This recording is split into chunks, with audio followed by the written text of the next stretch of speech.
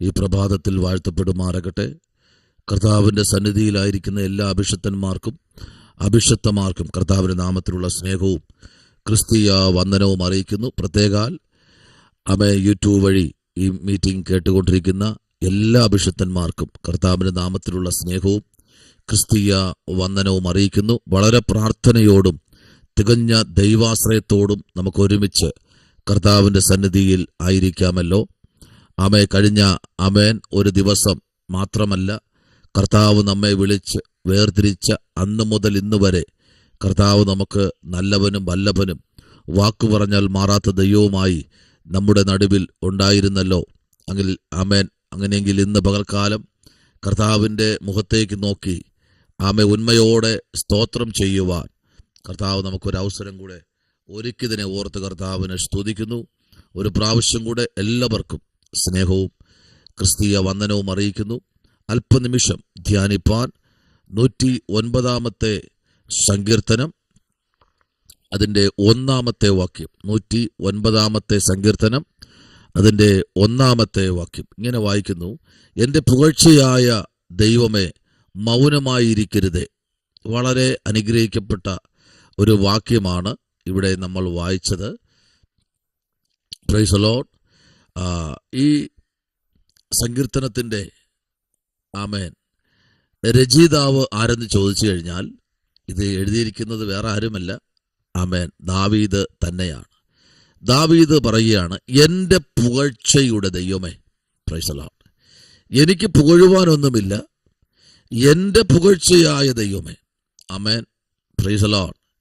ഞാൻ എന്ത് പുകഴുന്നുവോ അത് എൻ്റെ സ്വന്തമായി കൊണ്ടുവന്ന പ്രയത്നമല്ല, നീ എനിക്ക് ദാനമായി തന്ന ഒരു പുകഴ്ച. സ്തോത്രം. Price the Lord. ഇന്ന് പലരും പുകഴാറുണ്ട്. നന്മകൾ കാണുമ്പോൾ, നന്മകൾ ലഭിക്കുമ്പോൾ, നല്ല ആരോഗ്യം ലഭിക്കുമ്പോൾ, നല്ല പദവികൾ ലഭിക്കുമ്പോൾ എല്ലാവരും സ്വന്തമായി പുകഴാറുണ്ട്. സ്തോത്രം. ചില ഗിഫ്റ്റുകൾ കിട്ടുമ്പോൾ ഒക്കെ ഞാൻ എന്നൊരു ഭാവം പലപ്പോഴും നമ്മുടെ ഇടയിൽ മുളച്ചു വരാറുണ്ട്. എന്നാൽ ഇവിടെ ദാവീദ് പറയുന്നത്, എൻ്റെ പുകഴ്ചയായ ദൈവമേ. അപ്പോൾ ദൈവ പൈതലിൻ്റെ ജീവിതത്തിനകത്ത് അതെ ദാവീദ് പറഞ്ഞ കാര്യം എന്ന് പറഞ്ഞാൽ, കാട്ടിൽ കിടന്നവനെ എടുത്ത് കർത്താവിൻ്റെ വേല ഏൽപ്പിക്കുമ്പോൾ, സ്തോത്രം, ദൈവത്തിൻ്റെ മഹത്വമേറിയ പ്രവൃത്തിയിൽ ദാവീദിനെ കർത്താവ് ഉറപ്പിച്ചു നിർത്തുമ്പോൾ രണ്ടു പക്ഷമില്ല.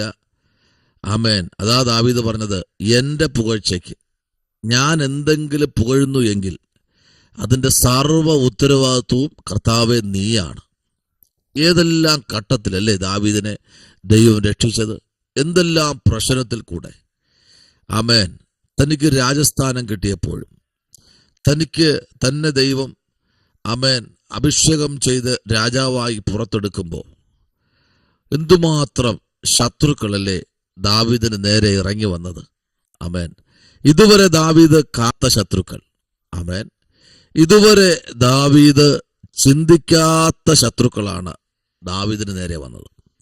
ഇന്ന് പകലിൽ അഭിഷിക്തന്മാരെ നമ്മൾ ഹൃദയംഗമായി എത്രത്തോളം കർത്താവിന് സ്ഥാനം കൊടുക്കുമോ അത്രത്തോളം ശത്രുക്കൾ കൂടും. Price the Lord. അത് ശത്രുക്കൾ പുറത്തല്ല കേട്ടോ, ശത്രുക്കൾ നീ താമസിക്കുന്ന വീട്ടിനകത്ത് തന്നെ ഉണ്ട്. പുറത്തുള്ള ശത്രുവിനെ നമുക്ക് പ്രാർത്ഥിച്ചൊതുക്കാം, പക്ഷേ ഭവനത്തിനകത്തുള്ള ശത്രുവിനെ ഒതുക്കാൻ ഒത്തിരി പാടാ. കണ്ടോ, യോസേപ്പിന് പുറത്തുനിന്നുള്ള ആൾക്കാരൊന്നും അല്ല യോസേപ്പിന് നേരെ നിന്നത്. Price the Lord. മോശയ്ക്ക് നേരെ നിന്നത് പുറത്തുള്ള ശത്രുക്കളൊന്നും അല്ല. അതിനെല്ലാം മോശ ഒതുക്കി. പുറത്ത് ശത്രുവായി വന്നവനെ ഒറ്റയടിയിൽ കൊന്ന് പൂഴി മണലിൽ താഴ്ത്തി വച്ചു. Price the Lord. എന്നാൽ ഇവിടെ നോക്കൂ, ശത്രു പുറത്തല്ല. ദാവീദിന്റെ ജീവിതത്തിൽ ശത്രു ഇതിനകത്ത് തന്നെ ഉണ്ട്. തൻ്റെ കൊട്ടാരത്തിനകത്ത്, തൻ്റെ രാജസ്ഥാനത്തിനകത്ത്. ഇന്ന് പകലിൽ ആരോടൊക്കെ ദൈവാത്മാ പറയുന്നു, ദൈവകുഞ്ഞെ, നിന്റെ ശത്രു നിന്റെ വീട്ടിന് പുറത്തല്ല, നിന്റെ ശത്രു നിന്റെ വീട്ടിനകത്താണ്. ആമേൻ. പ്രാർത്ഥന കുറയ്ക്കണ്ട, ബൈബിൾ ധ്യാനം കുറയ്ക്കണ്ട.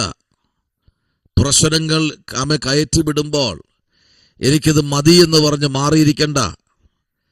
ആമേൻ. എന്നാൽ ആവർത്തന പുസ്തകം 10-ാമത്തെ അധ്യായം 21-ാമത്തെ വാക്യത്തിലേക്ക് വരുമ്പോൾ അവിടെ മോശ പറയുന്നൊരു വാക്ക്, അവൻ ആകുന്നു നിന്റെ പുകഴ്ച. സ്തോത്രം, പ്രൈസ് ദി ലോർഡ്, ഹല്ലേലൂയ. അവനാകുന്നു നിന്റെ പുകഴ്ച. കണ്ടോ, ഇന്ന് പകലിൽ പരിശുദ്ധാത്മാവിന്റെ നിയോഗം പ്രാപിച്ച ആമേൻ, ഹല്ലേലൂയ, അവൻ ആകുന്നു നിന്റെ ദൈവം. ഹല്ലേലൂയ, സ്തോത്രം. അപ്പോ പുകഴ്ചയായിരിക്കുന്ന ദൈവം, ആമേൻ, മുഖാമുഖമായി നിന്നെ കണ്ട് സംസാരിക്കുന്ന ദൈവം, ഹല്ലേലൂയ, ദൈവം നിന്റെ അടുത്ത് എന്ന് പറയുക. ഭയപ്പെടേണ്ട കേട്ടോ, ഭയപ്പെടേണ്ട കാര്യമില്ല. നീ ഭയപ്പെട്ട് കഴിഞ്ഞാൽ ശത്രുക്കൾ അവർ ബലവാന്മാരായിത്തീരും. ഇപ്പൊ നീ എന്ത് ചെയ്യരുത്? ഭയപ്പെടരുത്. ഹല്ലേലൂയ, ആമേൻ, സ്തോത്രം. ദൈവത്തിന്റെ മഹത്വമേറിയ പ്രവൃത്തി നോക്കിക്കേ. മുൻപേ 2 കൽപ്പലകളും ആമേൻ ഉടച്ചു കളഞ്ഞു. പക്ഷെ ഇനി കൽപ്പലക ചെയ്തു തരണമെങ്കിൽ മോശെ നീ ഒരു കാര്യം ചെയ്യണം. ആമേൻ, കല്ലെന്ത് ചെയ്യണം? 2 കൽപ്പലക വെട്ടി എടുത്ത് എൻ്റെ അടുക്കൽ പർവ്വതത്തിൽ കയറി വരിക. ആമേൻ, ഹല്ലേലൂയ, ആമേൻ. ദൈവം ഒരു കാര്യം നമ്മെ ഏൽപ്പിച്ചാൽ അതിനെ നമ്മൾ അടിച്ചുടച്ചു കളഞ്ഞാൽ ഉത്തരവാദി ദൈവമല്ല, അതിൻ്റെ മുൻകോപമാണ് ഉത്തരവാദി. വേണ്ട എന്ന് പറഞ്ഞ് പലതും നീ തള്ളിക്കളയുമ്പോൾ ഉത്തരവാദി ദൈവമല്ല, ഉത്തരവാദി നീ തന്നെയാണ്. ഇന്ന് പകലിൽ പരിശുദ്ധാത്മാവിന്റെ നിയോഗം പ്രാപിച്ച ദൈവകുഞ്ഞെ, നിനക്ക് വേണ്ടി പ്രവർത്തിപ്പാൻ ദൈവം ഇന്ന് പകൽക്കാലം ശക്തനായി, സർവശക്തനായി, സർവകൃപാലുവായി നിന്റെ നടുവിൽ നിൽക്കുമ്പോൾ ഇന്ന് പകലിൽ പരിശുദ്ധാത്മ പറയാ, നിന്റെ പുകഴ്ച മറ്റാരുമല്ല കേട്ടോ, നിന്റെ പുകഴ്ച തന്നെയാണ്. പ്രൈസ് ദി ലോർഡ്, ആമേൻ. നീ എന്തെങ്കിലും പുകഴുന്നു എങ്കിൽ,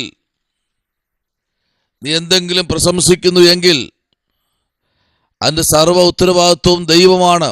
ആ നിലയിലേക്കൊന്ന് വരാമോ? ആ നിലയിലേക്കൊന്ന് വന്നു കഴിഞ്ഞാൽ ദൈവം എത്രത്തോളം, ആമേൻ, സ്തോത്രം, പ്രൈസ് ദി ലോർഡ്, എത്രത്തോളം നിന്നെ കരുതുന്നു എന്ന് നിനക്ക് മനസ്സിലാക്കുവാൻ കഴിയും. ദൈവകുഞ്ഞെ, സ്തോത്രം. 71-ാമത്തെ സങ്കീർത്തനം 6-ാമത്തെ വാക്യം പറയുന്നു, ഗർഭം മുതൽ നീ എന്നെ താങ്ങിയിരിക്കുന്നു. കണ്ടോ, ഗർഭപാത്രത്തിൽ ഉരുവായ സമയത്ത് നിന്നെ താങ്ങിയ ഒരു ദൈവമുണ്ട്. എൻ്റെ അമ്മയുടെ ഉദരത്തിൽ നിന്ന് എന്നെ എടുത്തവൻ നീ തന്നെ.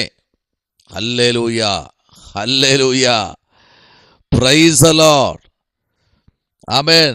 ഇന്ന് പകൽക്കാലം പരിശുദ്ധാത്മാവ് അതിശക്തമായി വിളിച്ചു പറയുന്നു, അതിശക്തമായി. നിന്റെ അമ്മയുടെ ഉദരത്തിൽ നീ മരിച്ചു പോകേണ്ട വ്യക്തിയായിരുന്നു. പക്ഷെ അവിടെ നിന്ന് നിന്നെ പുറത്തു കൊണ്ടുവന്ന്, ഹല്ലേലൂയ, ഈ 30 വയസ്സുവരെ നിന്നെ നിർത്തുവാൻ ദൈവത്തിന് കഴിയുമെങ്കിൽ ഇനി അങ്ങോട്ടും നിന്നെ കൈപിടിച്ച് നടത്തുവാൻ എൻ്റെ ദൈവം സർവശക്തൻ. ഹല്ലേലൂയ, ആമേൻ. കണ്ടോ, ഇവിടെ പറയുന്നത്, എടുത്തവൻ നീ തന്നെ, എൻ്റെ സ്തുതി എപ്പോഴും നിന്നെ കുറിച്ചാകുന്നു. ഹല്ലേലൂയ, ആമേൻ. ദൈവത്തെക്കുറിച്ച് നിന്ന്, നിന്നെ വിടുവിച്ച ദൈവത്തെക്കുറിച്ച് ഒന്ന് സ്തുതിക്കാൻ കഴിയുമോ? നിന്നെ വിടുവിച്ച, നിന്റെ അമ്മയുടെ ഉദരത്തിൽ നിന്ന് നിന്നെ താങ്ങിയ, നിന്ന് പുറത്തെടുത്ത അധികാരിയായ ദൈവം, ഇന്ന് പകൽക്കാല ആ ദൈവത്തെ ഒന്ന് മുറുകെ പിടിക്കാൻ കഴിയുമോ? ശബനരഗതുനി വൈഡകരഗതനാഗര ദൈവത്തെ പോലും മനുഷ്യന് പേടിയില്ലാതെ, ദൈവസന്നിധി പോലും ഒന്ന് ഇരിക്കാൻ കഴിയാതെ മനുഷ്യൻ പരക്കം പായുമ്പോൾ ഈ പ്രഭാതത്തിൽ സ്വർഗത്തിലെ ദൈവം വിളിച്ചു പറയുന്നു, ശമനപരകതുനി വൈഡകരഗതനാകര. ആമേൻ, സ്തോത്രം. നിന്റെ അമ്മയുടെ ഉദരത്തിൽ വച്ച് നീ പിണ്ഡാധാരമായിരുന്നപ്പോൾ തന്നെ നിന്നെ താങ്ങിയ ഒരു ദൈവമുണ്ട് എന്ന് പകൽക്കാലം മറന്നു പോകരുത്. ദൈവ പൈതലേ, മറന്നു പോകരുത്. നിന്നെ താങ്ങിയ, നിന്നെ പരിപാലിച്ച, നിന്നെ സൂക്ഷിച്ച ആ ദൈവത്തിന്റെ കരുതൽ ഇന്ന് പകൽക്കാലം നീ മറന്നു പോകരുത്. ഹല്ലേലൂയ, സ്തോത്രം, പ്രൈസ് ദി ലോർഡ്. യിരെമ്യാ പ്രവാചകനോട് ചോദിക്കാം, സാറേ, എന്താണ് നിങ്ങളുടെ തീരുമാനം? എന്താണ് നിങ്ങൾ എങ്ങനെയാണ് നിങ്ങൾ ദൈവത്തെ പുകഴ്ത്തുന്നത്?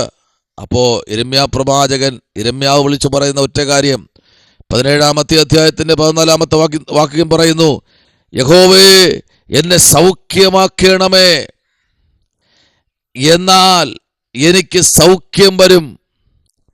എന്നെ രക്ഷിക്കണമേ, എന്നാൽ ഞാൻ രക്ഷപ്പെടും. നീ എൻ്റെ പുകഴ്ചയാകുന്നുവല്ലോ. കണ്ടോ, നീ എൻ്റെ പുകഴ്ചയാണെന്ന് മനുഷ്യർ പലതിലും പുകഴുന്നു. സമ്പത്തിൽ പുകഴുന്നു. പുകഴ്ചയായ ദൈവത്തെ മാറ്റി നിർത്തി, വിടുവിച്ച ദൈവത്തെ മാറ്റി നിർത്തി, ആമേൻ, പരിപാലിച്ച ദൈവത്തെ മാറ്റി നിർത്തി, പുകഴ്ചയായ ദൈവത്തെ മാറ്റി നിർത്തി, സൗഖ്യം തന്ന ദൈവത്തെ മാറ്റി നിർത്തി, ആരാധിക്കാതെ, നമസ്കരിക്കാതെ, ദൈവത്തെ ഒന്ന് സ്തുതിക്കാതെ, ഹല്ലേലൂയ, മുൻപിലോട്ട് പോകുന്ന ജനം ഇന്ന് പകൽക്കാലം ആ കർത്താവിലേക്ക് ഏൽപ്പിച്ച് നമുക്ക് പ്രാർത്ഥിക്കാം. ഇവിടെ 109-ാം സങ്കീർത്തനം പറയുന്നു, എൻ്റെ പുകഴ്ചയായ ദൈവമേ, മൗനമായിരിക്കരുതേ. പരിശുദ്ധനായ ദൈവമേ, സ്വർഗ്ഗ നല്ല പിതാവേ, അനുഗ്രഹിക്കപ്പെട്ട നല്ല പകൽ വേളയ്ക്കായി സ്തോത്രം. ദൈവം ഞങ്ങളെ ഒരുമിച്ച് അനുഗ്രഹിക്കണം, അത്ഭുതങ്ങൾ ചെയ്യണം. ദൈവകൃപയിൽ ഞങ്ങളെ മറച്ചാട്ടെ കർത്താവേ. ഈ പ്രഭാതം ഞങ്ങളുടെ ജീവിതത്തെ ഏറ്റവും അനുഗ്രഹമായി തീരുവാൻ സഹായിക്കണം. പ്രാർത്ഥന കേട്ടിരിക്കാൻ സ്തോത്രം. അടിയനെ സഹായിക്കണം, യേശുവിൻ അൻപുള്ള നാമത്തിൽ തന്നെ. ആമേൻ. God bless you. ദൈവം നിങ്ങളെല്ലാവരെയും അനുഗ്രഹിക്കട്ടെ.